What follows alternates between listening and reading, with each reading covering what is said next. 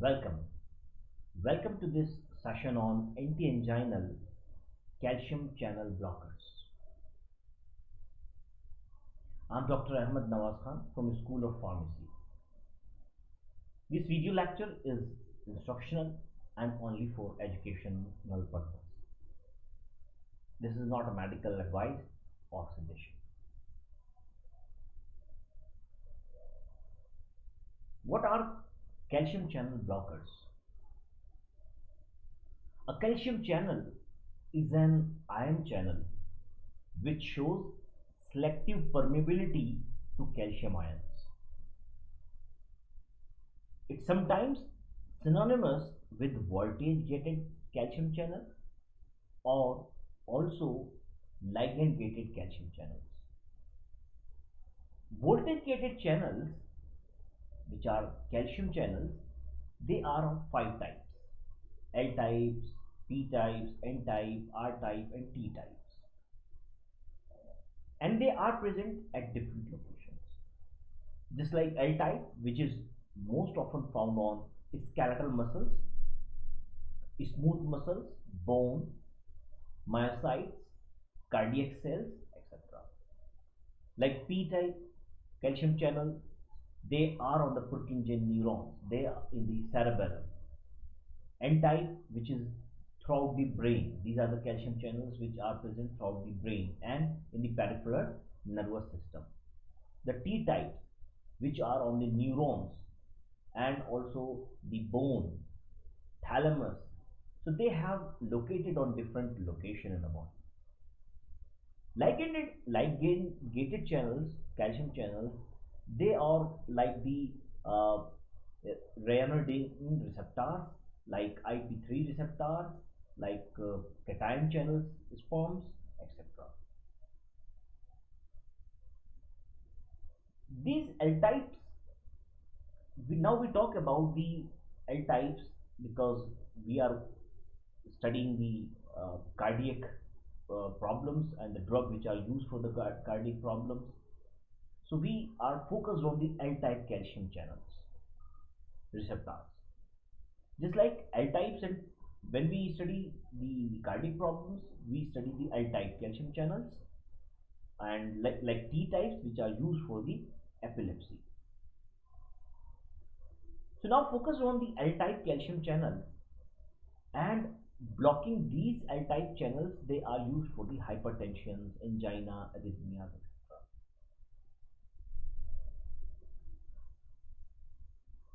So as we see that the currently approved blockers which are used for these calcium channels, they bind to the L type calcium channel receptors which are located on vascular smooth muscles, cardiac myocytes, cardiac nodal tissues, which are the sinoatrial and atrioventricular nodes. What these channels basically do, these calcium channels first. These calcium channels, they are responsible for regulating the influx of calcium into the muscle cells, which in return stimulates smooth muscles contraction and cardiac myocyte contraction. So these two contraction happens, smooth muscle contraction and cardiac myocyte contraction. In the cardiac nodal tissue, this L-type calcium channels play a very important role, just like in the pacemaker currents and in the action potentials. Now, because they cause the contraction, so we use some blocking agents which blocks the calcium entry into these muscle cells. So ultimately these calcium channel blockers, they cause the vascular smooth muscles relaxation or vasodilation. They also decrease the myocardial force generation, and which is a negative, also called the negative inotropy, and they also decrease the heart rate, that is also known as negative chronotropy, and also they decrease the conduction velocity within the heart. These calcium channel blockers, they having the therapeutic use for the hypertension, whether it is systemic or pulmonary, or angina, and arrhythmias.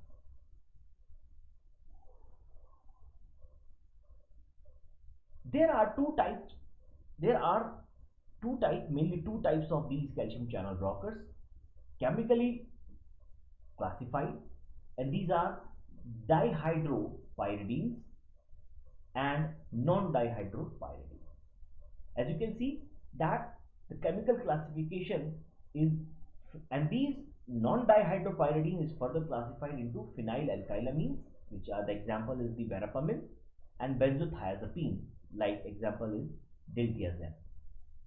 And those who are dihydropyridine, which are specifically 1,4-dihydropyridine, the example is the nifedipine. The first generation drugs are there, verapamil and diltiazem, and the second generation is also there, enipamil, bepiridil, amlodipine, phalodipine, etc. Now there is third generation drugs also there, and fourth generations of these calcium channel blockers are there. So just like example of the fourth generation is cilnidipine. Cilnidipine is the fourth generation of the calcium channel blockers, but we will focus on these first generation and second generation calcium channel blockers.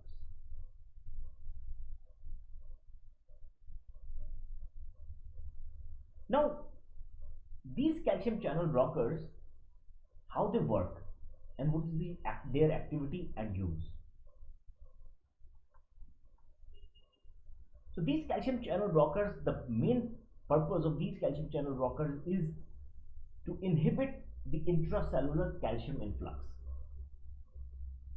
And this intracellular calcium influx inhibition cause the vascular contraction inhibition of smooth muscles. So that's why it is smooth muscles contraction. So, and that furtherly they dilate the peripheral vessels as well as coronary artery. So if they dilate the coronary artery, then the coronary blood flow increases. That increases the oxygen supply in the myocardium, and that's why they are used in the angina treatment. While when they do the peripheral vessel dilation activity, that means the peripheral vascular resistance decrease. That decrease the blood pressure, and finally that means if decrease the blood pressure, that means they are used for the hypertension treatment.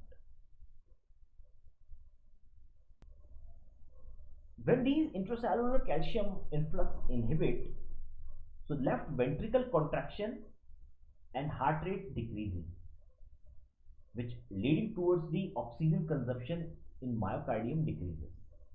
Then again it's also used in the angina treatment. When impulse conduction system excitement that decrease on the sinus node and automaticity decreases, then they are used in the arrhythmic treatment. That is, they will use as a anti-arrhythmic agents. So there are three ways by which these calcium channels show their activity, and finally they are used in the hypertension treatment, angina treatment, and arrhythmia treatment. Now let's discuss these drugs which are the calcium channel blockers one by one. The first drug is verapamil.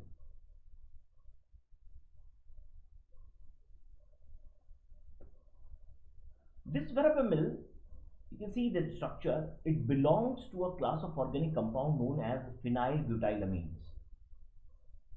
These are the compound containing a phenylbutylamine moiety, consist of a phenyl group substituted at 4th carbon by an butane 1 amine. So that's why they are phenylbutylamines.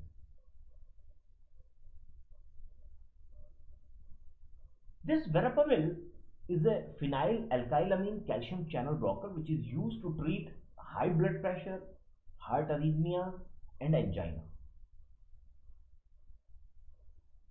This was the first calcium channel antagonist which was introduced into this therapy of the cardiac problems.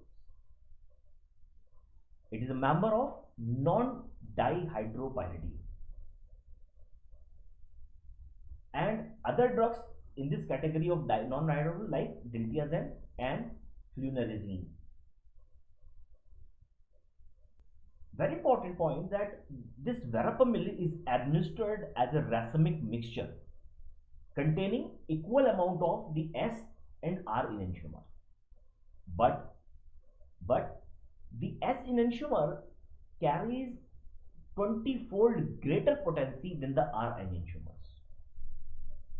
Also, this S enantiomer, which has this 20-fold greater potency, it metabolizes also at a higher rate.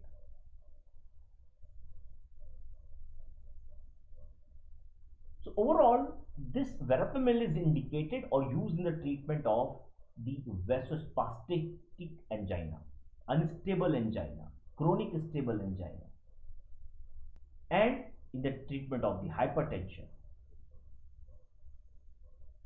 What is the mechanism of this verapamil? How this verapamil acts?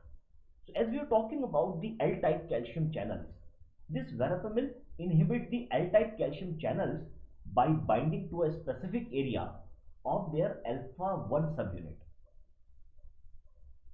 which is very highly expressed on L-type calcium channels in the vascular smooth muscles and myocardial tissue.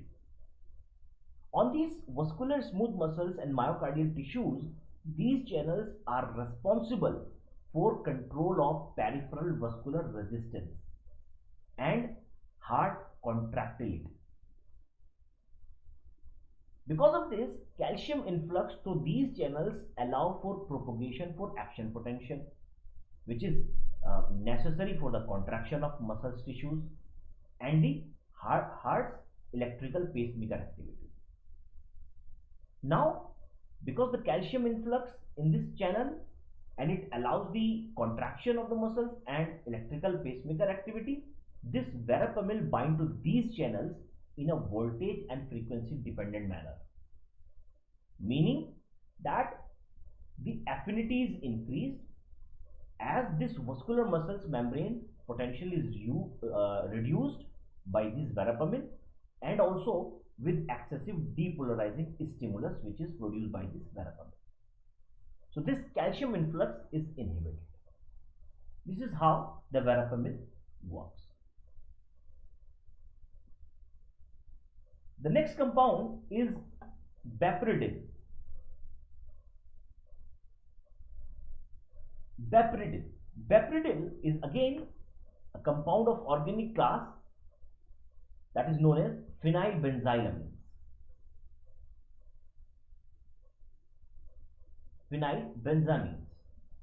This is a long-acting, non-selective calcium channel blockers with very significant anti-anginal activity.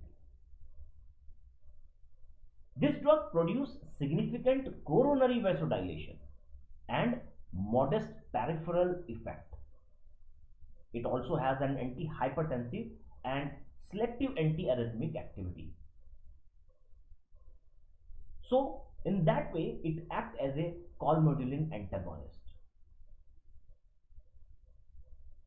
But now, this drug is no longer marketed in the United States of America because it has been implicated in causing the ventricular arrhythmias. It caused the ventricular arrhythmias. So that's why in US it's not no longer is in use. For use, it's used for the hypertension and chronic stable angina. Now, how this works? Again, inhibitory effect on both the slow calcium L-type and fast sodium invert current in the myocardial and vascular smooth muscle. So it interferes with this calcium binding to calmodulin and block both voltage and receptor operated calcium channels. The next compound is diltiazem.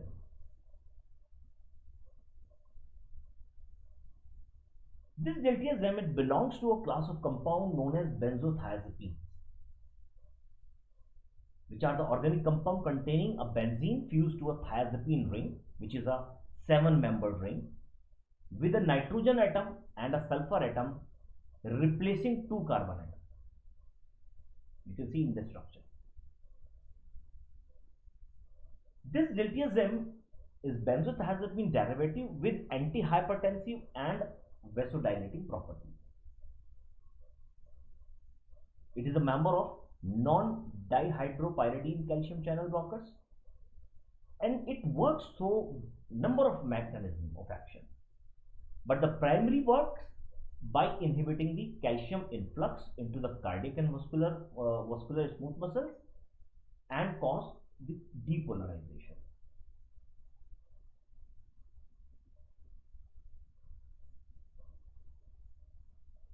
So the mechanism of action of this diltiazem is the excitation of the cardiac muscles, which involves the activation of slow calcium inward current that is induced by L-type slow calcium channels.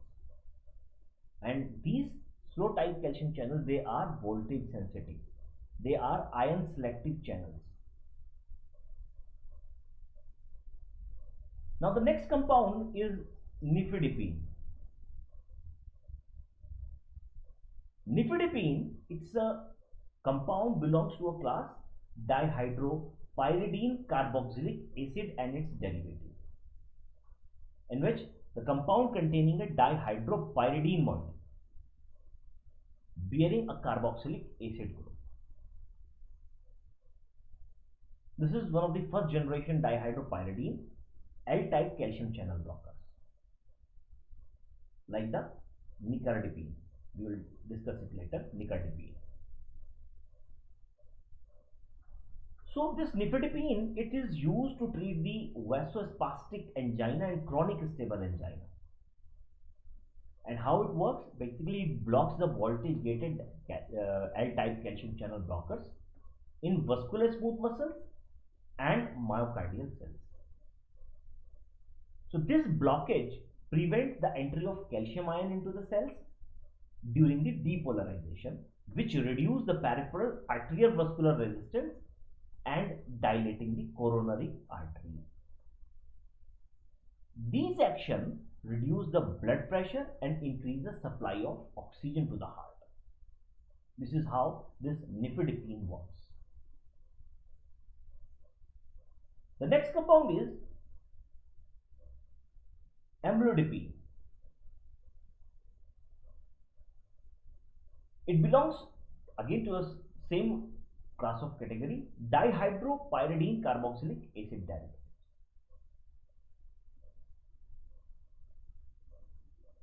This is commonly used in the treatment of high blood pressure and angina. It also has antioxidant property because it has an ability to enhance the production of nitric oxide. And this nitric oxide is a very important vasodilator that decreases the blood pressure. And this is the reason that single daily dosing of the amlodipine is very very recommended by the physician for the angina and high blood pressure.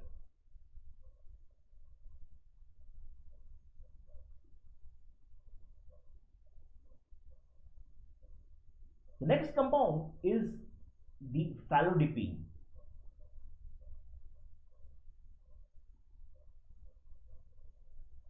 Phalodipine is again with the same class, dihydroxypyridine carboxylic acid derivatives, and it is a very long acting 1,4-dihydropyridine calcium channel blocker. Primarily, it acts on vascular muscles by stabilizing the voltage gated L-type calcium channels, just like others will do, and by inhibiting the influx of this calcium in the smooth muscles. This phalodipine prevents the calcium dependent myocyte contraction and vasoconstriction, and it causes the dilation, vasodilation.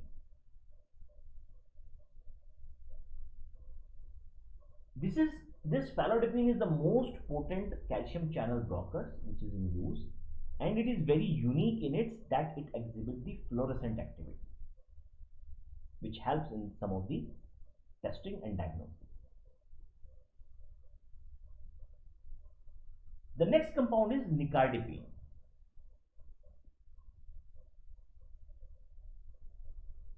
Nicardipine is again with the dihydro again comes under the category of dihydroxypyridine carboxylic acid and its derivatives, and it is used for the treatment of mild to moderate hypertension. And what is the mechanism? It decreases the arterial smooth muscles contractility, which subsequently cause the vasoconstriction.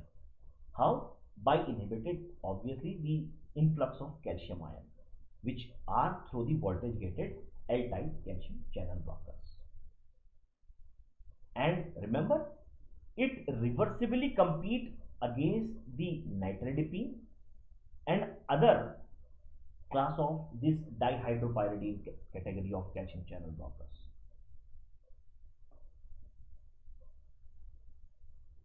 All these drugs which are the calcium channel blockers, they are avoided with the grapefruits and also avoided to take with the licorice, which are the natural licorice, because they have a food interaction with natural licorice and the grapefruit.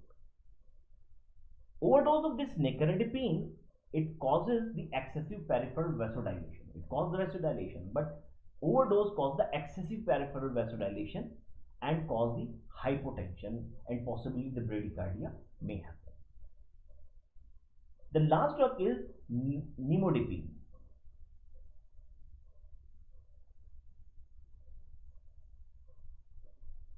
Nimodipine, it is again dihydroxypyridine carboxylic acid and its derivative, and it acts primarily on the muscular smooth muscles by stabilizing the voltage gated L-type calcium channels in their inactive conformation, and by inhibiting the influx of calcium in the smooth muscles.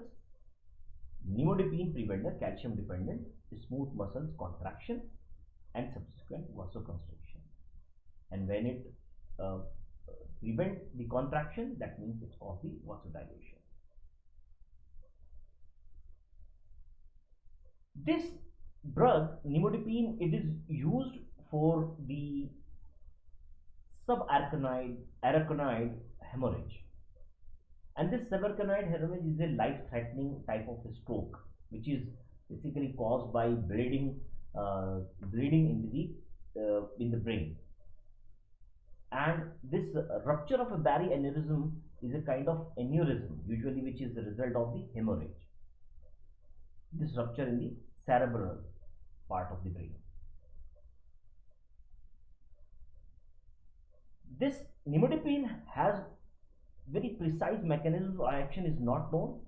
However, this nimodipine works in the same way as others, like it blocks the intercellular influx of calcium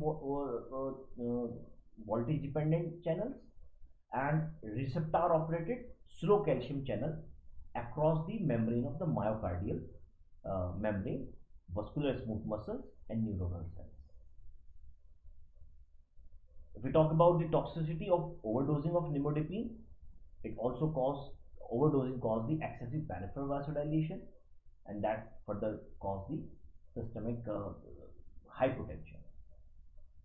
So this is all about the calcium channel blockers, and they are used for hypertension treatment, arrhythmias and angina treatment.